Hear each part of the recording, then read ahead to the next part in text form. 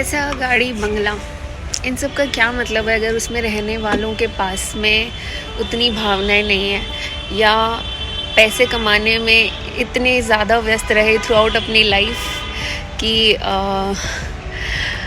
भावनाओं के लिए जगह नहीं रख पाए, अपने बच्चों के पास बैठने के 5-10 मिनट नहीं रख पाए पूरे ज़िंदगी भर या पूरे दिन भर में 2 मिनट। मुझे ऐसा लगता है कि मैं मेरी लाइफ में ना मतलब एक अपने कंफर्ट लेवल से निकल के जो कंफर्ट लेवल मैंने मेरा खुद का बनाया मैं उससे बहुत प्राउड फील करती हूँ। बिकॉज आई थिंक अंत में ना we are all humans walking each other home. We should thrive for being a human who is there for someone who actually needs someone at that particular moment. So I guess इंसानियत से बड़ा कोई धर्म नहीं है और पैसा कमाइए, सब कमाइए, लेकिन उस चीज़ में अपने घर बार, अपने बच्चों की इमोशनल नीड्स और ये सबको कभी मत भूल जाइए। क्योंकि शायद मुझे लगता है कि एक बच्चे का जो इमोशनल नीड का तो मुझे ऐसा लगता है कि एक बच्चे की जो इमोशनल नीड की क्रेविंग होती है ना, या फिर मेंटल ट्रॉमास और ये सब, या जो इमोशनल नीड की क्रेविंग बोलूँगी, सबसे पहले वो घर से ही शुरू होती है। I think that kid was not properly heard at the time of his or her childhood when he or she needed the most to get the attention और just to share their thoughts. So वो चीज़ें वो बाहर ढूंढने लगते हैं और बाहर ढूंढने में वो शायद इतना ओवर या इतने नीडी या इतने डेस्परेट होते तो नहीं है, दिखने लग जाते हैं, क्योंकि उन्हें लगता है कि उनका एक भी साथ ना छूटे, उनका इस तरीके का कोई साथ छूटे ना।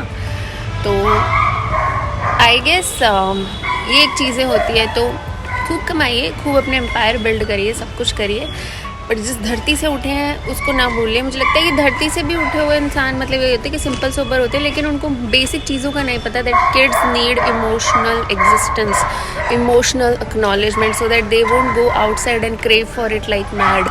तो खूब कमाइए, अपने एम्पायर बिल्ड करिए या खूब मेहनत करिए, क्योंकि मुझे लगता है कि जो अडल्ट होते हैं, जो हमसे आगे वाली जनरेशन है, वो लोग भी जो हैं वो उस वक्त की सिचुएशन के अकॉर्डिंग उन चीज़ों में ढले होंगे, लेकिन मुझे ऐसा लगता है कि वो लोग एक बेसिक चीज़ों को भूल जाते हैं शायद। आज के लोगों में तो बहुत अवेयरनेस है, काफ़ी कुछ है इस जनरेशन में, सोशल मीडिया से देख के कह लो या सेल्फ अवेयरनेस कह लो। मैं तो मुझे लगता है कि मुझे तो बेसिक चीज़ों पे काम करना है, मुझे तो इंसानियत से बड़ी कोई चीज़ नहीं लगती, मुझे सिर्फ उसी चीज़ में थ्राइव करना है। मैं मम्मी को हमेशा पता नहीं कितनी बार कह चुकी हूँ, I don't think that this life is only to solve my purpose, it's bigger than that. मेरे को पर्सनली लगता है और मेरे नीड्स भी वैसे ही हैं, मेरे एक्शंस भी वैसे ही हैं, and I think we should become little bit of that also. सिर्फ अपने लिए नहीं सोचना चाहिए। तो मैं बाकी जनरेशन को भी नहीं इतना ज़्यादा करती हूँ कि ब्लेम करती हूँ कि भाई उन्होंने ऐसा किया, उनकी सिचुएशन ऐसे रही होगी, बट वो कैसे भूल गए कि इमोशनल नीड्स भी होती हैं लोगों की। आई डोंट नो रूमी और टिप्पी को क्या हो गया, वो भौंक भौंक के पागल हो रहे हैं, खाना तो दे दिया उनको।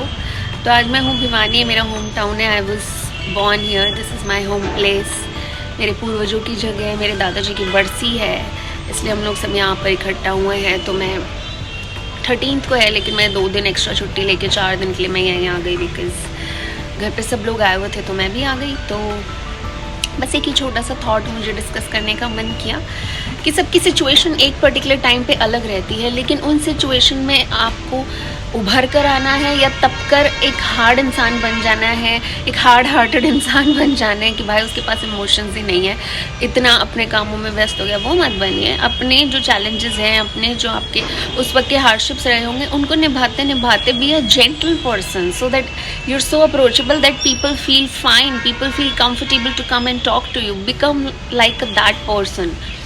एंड प्लीज़ अपने सबकी सिचुएशंस अलग होती है, सिचुएशन से डील करना सबका अपना अलग अलग तरीका है। लेकिन मुझे ऐसा लगता है कि जब मैंने एनिमल मूवी देखी थी ना, उसमें रणबीर कपूर का ना शुरू का जो इंट्रोडक्शन वाला पार्ट था ना, जिसमें he is actually craving for his father to spend 5 to 10 minutes with him, father और parents to spend just 5 to 10-15 minutes with him in the entire day. I really felt that, क्योंकि वो बात सही है कहीं ना कहीं। जब तक आपके इमोशनल नीड्स फुलफिल नहीं होते, तो वो अगर वो टाइम पे नहीं सुनेंगे, क्योंकि सबसे ज़्यादा वक्त हम अपने घर बिताते हैं, तो फिर हम बाहर वो चीज़ क्रेव करने लगते हैं। बाहर फिर वो इतना डेस्परेटली क्रेव करते हैं कि लोगों को आपसे शायद दुखी होने लग जाए। तो पेरेंट्स को चाहिए कितना ही आगे बढ़ जाओ, कितनी चीज़ें कर लो, लेकिन अपने बच्चों, अपने घर बार को 5-10 मिनट दिन के स्पेशली एक्सक्लूसिवली देने बहुत ज़रूरी है, सो दैट उनसे आगे बच्चों में ऐसी चीज़ें ना डेवलप हो कि उनको इन्फीरियॉरिटी कॉम्प्लेक्स फील हो, अलोन फील हो, या लोनलीनेस के चलते उनके थॉट्स टॉक्सिक हो जाएं। तो सारी चीज़ों का साथ इतना ही है कि parents should understand and family should understand that your kids need you, your time, even if it is just for 5 to 10 minutes. Give them exclusively that time so that they should feel assured and they should feel acknowledged. उनके emotions, उनकी भावनाएं, उनके कुछ भी, छोटे बच्चे हैं तो कुछ भी थॉट्स होंगे, प्लीज़ उन्हें सुनिए। सुन के बस आप एक बार सुन के उन्हें हाय हेलो या कुछ भी ऐसे हाँ भी बोल देंगे ना, या ना भी बोल देंगे किसी चीज़ पे, दे विल फील गुड।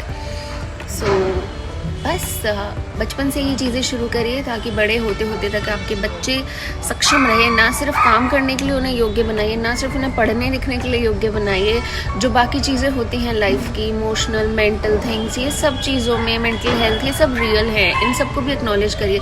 मैं बड़ों को भी बहुत ज़्यादा ब्लेम नहीं करना चाहती, बिकॉज शायद वो लोग को भी ये चीज़ें सिखाई नहीं गई थी। Man are the most those people, they have never taught to express their feelings, but at least you can try to